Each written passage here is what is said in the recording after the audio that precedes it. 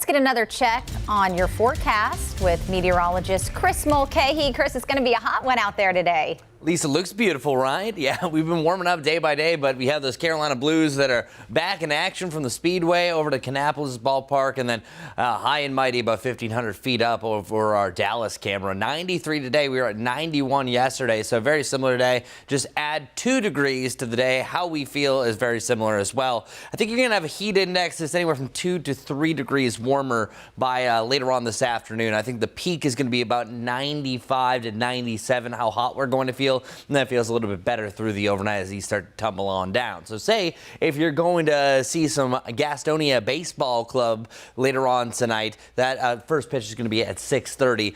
It's going to start around 90 degrees, and it will feel quite humid at that point, but as the sun is setting, we'll end the game around the upper 70s, so at least that'll make it feel a little bit better. But our dew points are only going to continue to rise over the coming days. Today was actually going to feel comfortable compared to days later on this week that we're spiking up the values of that area you can wear to almost the, oh no, what is this type of scenario. That's also going to lead to more storm chances as we work our way through the weeks. Now, the higher those dew points go, of course, the hotter we're going to feel. So today, 93 to 97, that's not in the danger zone. By tomorrow, I think most of the day will feel like the mid to the upper 90s, but I think there could be an hour or two that we're feeling like it's 100 to about 101. It's Friday is the day to be weather aware, because whenever you have a chance, even just a chance of a heat index of 103, heat exhaustion becomes likely, not just a possibility. So it's this day that I think you have to make sure to take it extra easy, drink extra water, just be a little bit more mindful for this coming Thursday.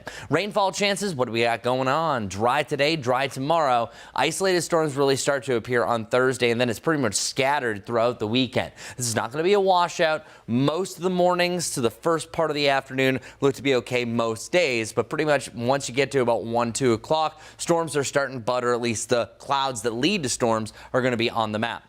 Rolling tape, you can see here for our futurecast, nothing happened over the next 24 hours. Bringing us into tomorrow morning, not much really pops up. There's a slight chance, this is really revving the engine for our storm development, 1, 2 cells across the entirety of the area. So that means less than, I would even say, 5% of us are going to even have a brief light rain shower, and that's across the entirety of the Carolinas.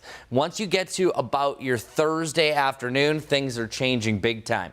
A few scattered isolated cells are possible during the afternoon, but this is actually shaping up to be more of a Thursday evening. Look at that, scattered rain. This jogs into the late evening, heading into the early morning hours, and then we'll clear out by sunrise on Friday, and we'll do it all over again. So that's the forecast that we're switching into. The main reason why, one, it's extra humid and we're within what's called a warm sector. That's going to drive in extra moisture, wind shift out of a warmer direction, but a cold front draws in closer. And whenever you have a front nearby, it drives that heat and humidity up, and that's going to up our rain chances. Also note, this front is going to change up our temperatures big time. Our long range 8 to 14 day outlook showing another swing back down below the normal, which the norm, by the way, this time of year should be in the upper 80s, as I mentioned earlier. So leading up to Labor Day, we're going to have a high of 88 degrees. If you extend that forecast outside of the Guy Roofing 7-day forecast, we're actually returning to the 70s by the middle of next week.